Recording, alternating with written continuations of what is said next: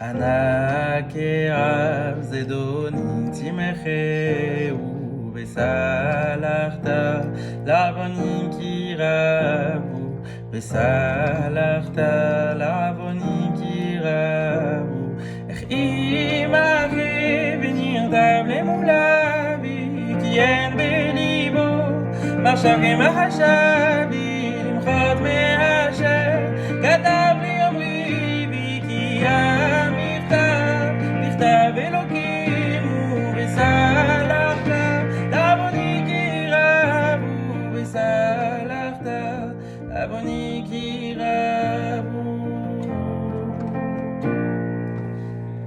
Alors cette semaine, une slicha que l'on doit à Rabbi Moshe ben Yaakov ibn Izra, né au début du XIe siècle, dans la ville de Grenade, en Espagne. Son père sera d'ailleurs un des secrétaires de Rabbi Shmuel Hanagid, le vizir de la ville. Alors suite à une dispute familiale, il va quitter la ville de Grenade pour errer tout autour de la péninsule ibérique et finalement s'installer dans le royaume de Castille, qui à l'époque constituait un véritable havre de paix entre l'Espagne musulmane et l'Espagne chrétienne qui se déchirent dans des conflits géopolitiques.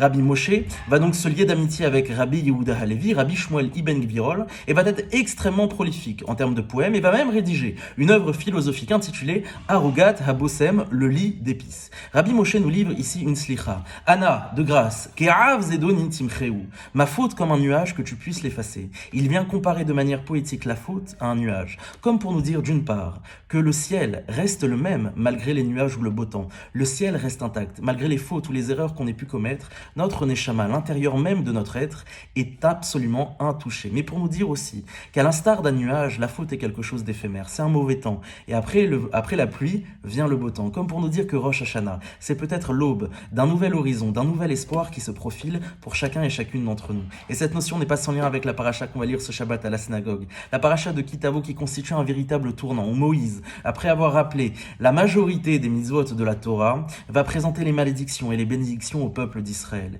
Mais la malédiction, quand bien même elle existe, n'est simplement éphémère.